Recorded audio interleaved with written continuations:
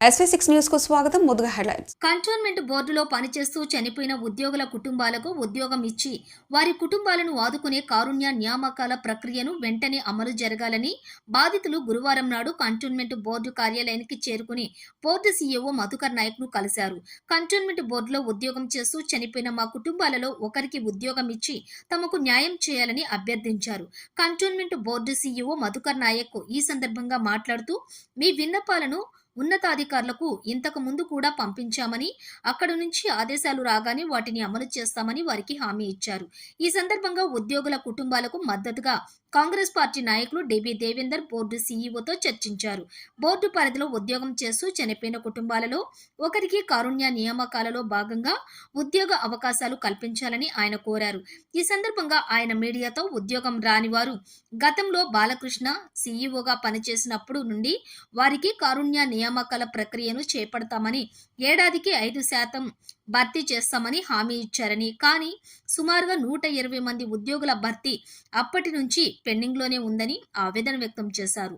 Union నాయకులు అధికారుల మధ్య సమన్వయం లేకపోవడంతో వీరికి అన్యాయం జరుగుతుందని, అప్పట్లో వీరు చిన్నపిల్లలని, అర్హత లేదని చెప్పుకుంటూ వాయిదా వేశారని, ఇప్పుడేమో వయసు మీరిపోయిందని, ఎలిజిబుల్ కాదని తిరిగి వారిని ప్రశ్నిస్తున్నారని అన్నారు.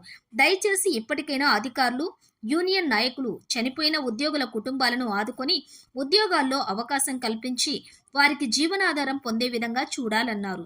ఇప్పటికైనా అధికారులు వారికి న్యాయం చేయాలని డిమాండ్ చేశారు.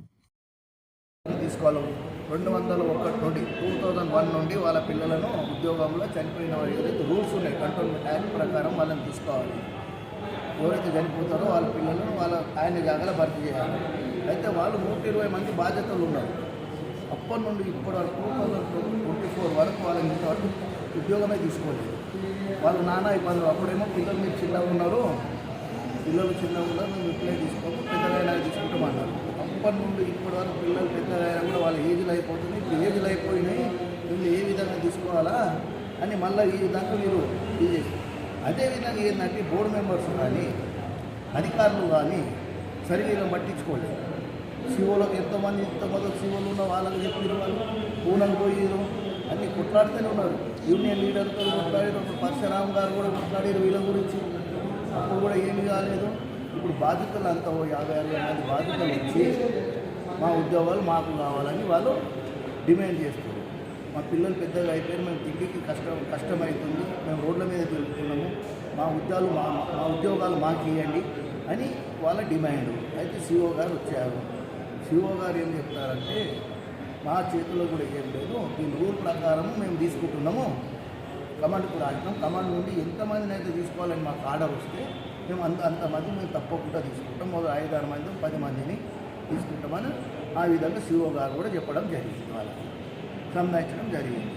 కాబట్టి వాళ్ళకి మద్దతు తరపునే కాంగ్రెస్ పార్టీ తరపు నుండి నేను కూడా వాళ్ళకి మద్దతు చేస్తున్నాను. అదేవిధంగా రేవంత్ రెడ్డి గారి దృష్టికి కూడా తీసుకుపోతాను. ఇప్పుడైతే ఎవరైతే రామకృష్ణ గారు ఉన్నారో వైస్ ప్రెసిడెంట్, నామినేట్ మెంబరు, ఆయన అందరి మనిషి, ముఖ్యంగా వాళ్ళు ఈ కంటోన్మెంట్ వర్కర్స్ గురించి పట్టించుకోవాలి. ఆయన పట్టించుకోకుండా ఇదే విధంగా పార్టీలలో తిరుగుతుంది, ఏ విధంగా న్యాయం జరుగుతుంది. కాబట్టి రామకృష్ణ గారు కూడా చెప్పేది ఏంటంటే, వాళ్ళ ఉద్యోగాలు వాళ్ళకి ఇప్పియండి. నువ్వు నామినేట్ మెంబరు, ఒక 2-3 సంవత్సరాల నుండి నామినేట్గా ఉన్నావు, కాబట్టి వాళ్ళ ఉద్యోగాలు వాళ్ళకి ఇప్పించాలని మీతో డిమాండ్ ఇచ్చింది. లేని పక్షంలో మేము రేవంత్ రెడ్డి గారి దృష్టికి తీసుకోవడం పెద్ద ఎత్తున అలా తరఫున ఆందోళన చేస్తామని మేము అర్థం చేస్తాం.